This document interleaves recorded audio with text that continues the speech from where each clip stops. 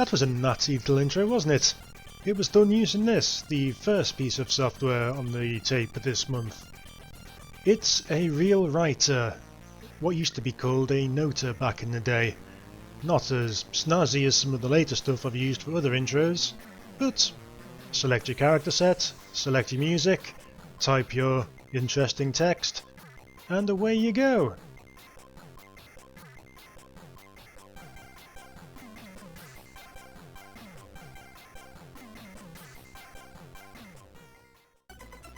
Ah, Hallax. You'll recognise this when you see it. It's Breakout Stroke Arkanoid, whatever you want to call it.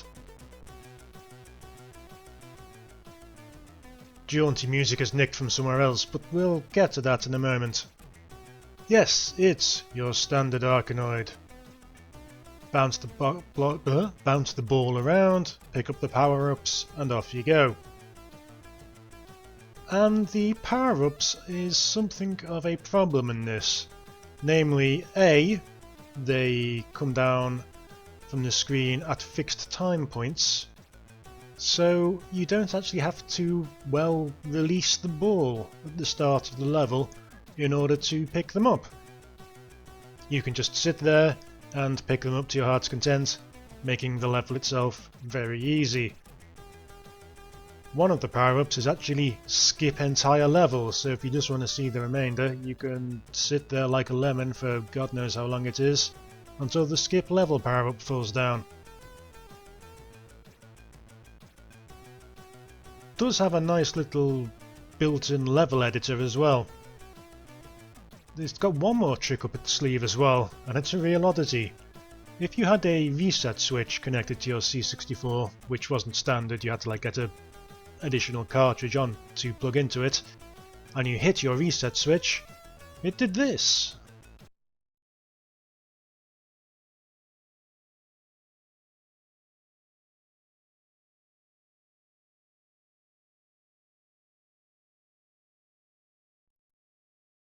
Jhothamia 6? A text adventure.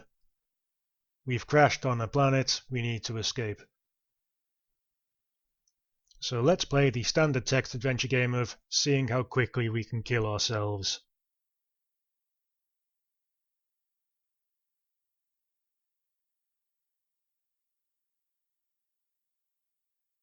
Ah, Xbox. Yes, a logic puzzle, because your emergency equipment is obviously something you want to stick behind an obscure logic puzzle in case of an emergency. Now, what was the solution to this again? The second from the word first, and the third... No, wasn't that. Which one was it? Hang on, I remember now. There was a reason the words to open are highlighted. It's because it's the first of the second of those words. Do you see?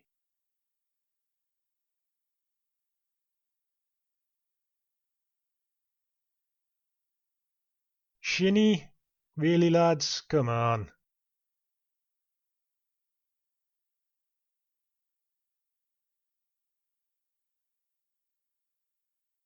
Now, the sweet release of death is behind this airlock door. However, we are due for that always fun text adventure game, meta game, of guess the verb it actually wants me to use. We have a key, we have a keyhole. Place your bets now.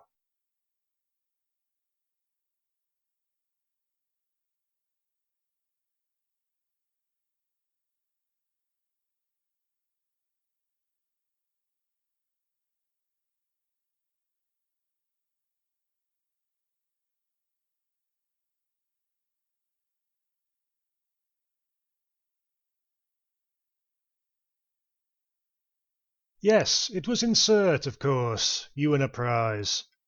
No, I do not want to try again.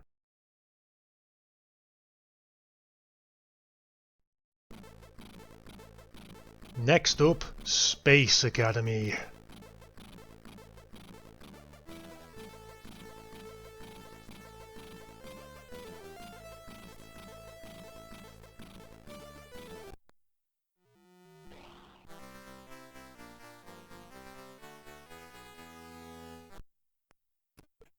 It's track and field, or Daily Thompson's Decathlon, one of these multi-event things. First issue, first event, your standard waggle joystick to run fast one.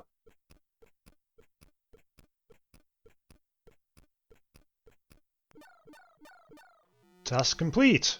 Second event, balance along the pole by tapping left and right. Bye then.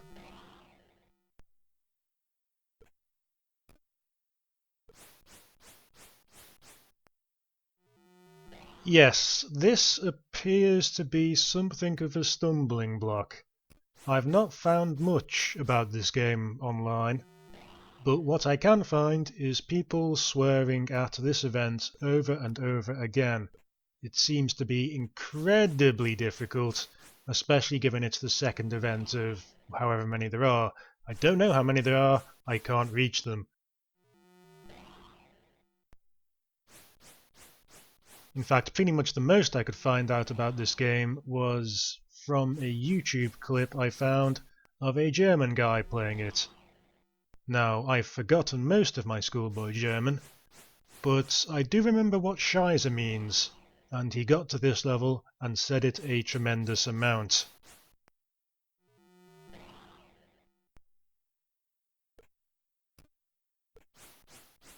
Can I make it? Spoilers, no I can't. Next please.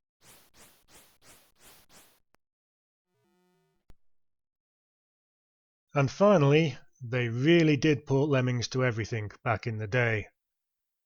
Although with the C64 it was a close run thing, this is pretty much one of the last commercially released games for the C64, and this is a full 3 years after the original came out. It's noticeably cut down, the screen is small for various technical reasons, and also the actual levels themselves are a bit cut down as well. There's no sound in this demo, there is in the full game, but unfortunately that means we don't get the audible hint that the builder is about to finish building, which is a bit of a pain. Also the controls are a bit mad with a sort of keyboard and joystick combo. There's not much you can do about that. Apparently the full game has a mouse mode, but it either isn't in this demo or just wasn't. I couldn't get it to work in the emulator. I'll be honest, I've never had cause to attempt to use a mouse on a C64 emulator before at all. But that does not answer the most important question, which is, can we blow them all up?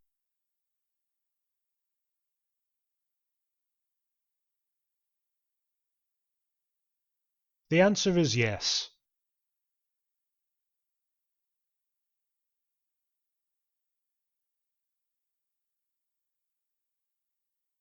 And that's the most important thing.